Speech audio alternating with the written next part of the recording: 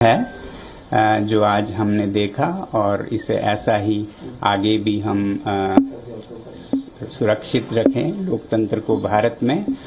और देश की युवा पीढ़ी को मैं बधाई देना चाहता हूं और धन्यवाद देना चाहता हूं सीजेपी के हमारे टीम और भाइयों और बहनों को, जिन्होंने ये मुद्दा उठाया सबसे पहले, और जो वॉलंटियर्स जिन्होंने उनका साथ निभाया, जो देश भर से छात्र और युवक और बड़े बूढ़े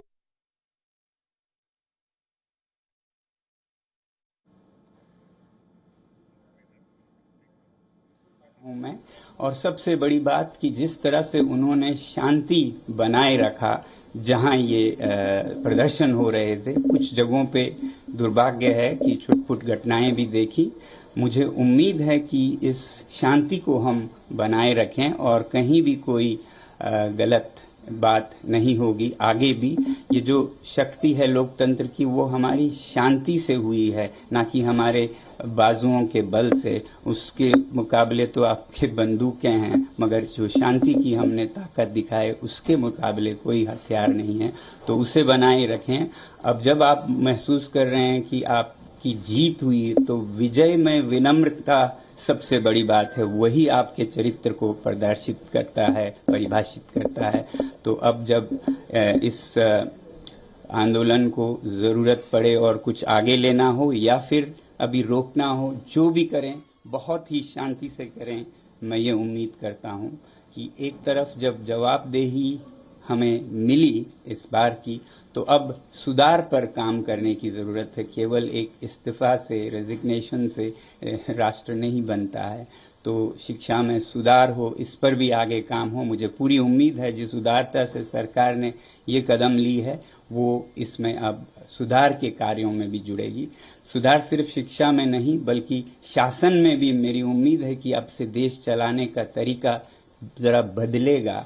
जहां भय है वो नहीं, बल्कि प्यार मोहब्बत से देश को चलाया जाएगा और अन्याय न होकर सत्य के रास्ते पे चलाया जाएगा।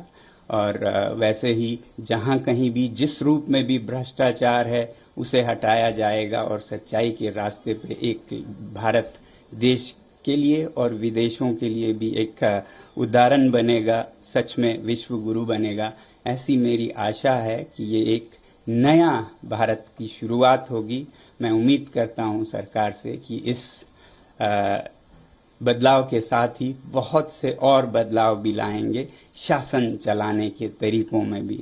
अब क्योंकि मैं लद्दाख से हूं और एक पर्यावरण कर्मी हूं, एनवायरमेंटलिस्ट हूं, तो मैं उम्मीद करूंगा सरकार के से कि जो लद्दाख के पहाड़ों को संरक्षित करने की, वहां के लोगों को लोकतंत्र देने की प्रक्रिया चली है, उसे भी बिल्कुल ईमानदारी से चलाया जाए। उसे कमजोर करने की कुछ कोशिशें हो रही हैं, वो सब छोड़कर जनता के साथ प्यार मोहब्बत से मिलकर हम सीमाओं को सुदृढ़ और शांत बनाएं, विकास के रास्ते पे लें।